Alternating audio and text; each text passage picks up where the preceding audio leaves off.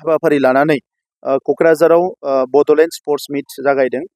बे थांनाय बोसोरनैयावबो जोबोद मोजां जादों आरो देग्लायबो मोनबा जिल्लानिफ्राय गुबुन गुबुन डिसिप्लिनाव गेलेनो थाखाय स्पर्ट्समेनफोरा बाहागो लाफैदों। बड'लेण्ड ओनसोला गेलेनायाव जोबोद आवगायनाय।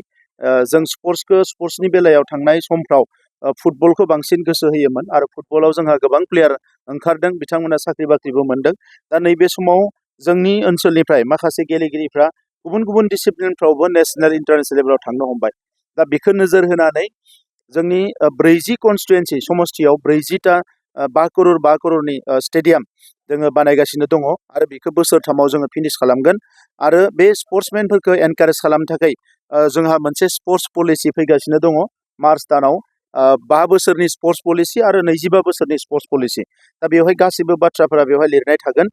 आरो बिर सिलागांनि मुङाव जे स्टेडियाम लुनाय, बे स्टेडियामखौ जोङो गासैबो बिथिंनिफ्राय डिजाइन खालामदों। बेवहाय इनडोरबो एसे थाफादेरगोन, दा जाहाथे जोंनि स्पर्ट्समेनफोरा गावनि जायगायावनो प्रेक्टिस खालामनो हायो, बेखौ नोजोर बोनानै बे प्रग्रामखौ लादों। देग्लाय बोसोरनिफ्राय आयं सानिक्य ब्रह्म एवार्ड होनाय जागोन, जाय बिथांमोना स्पर्ट्सआव मोजां गेलेगोन जोंनि ओनसोलनिफ्राय।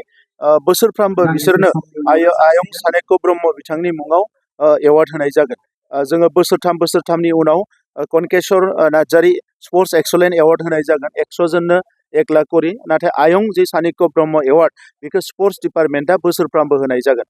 आरो जोंनि गेलेग्राफ्रा गोबां उसुबिदायाव गोग्लैनायखौ नुनानै फैगौ बोसोराव जोङो बाक्सायाव आरो क'क्राझाराव 500 जोंनि गेलेगिरिफ्रा थानो हानाय स्पर्ट्स हस्टेल लुनाय जागोन आरो बेनि थाखाय जोङो देग्लाय बोसोरनिफ्रायनो प्रिपेयार खालामनाय जागोन।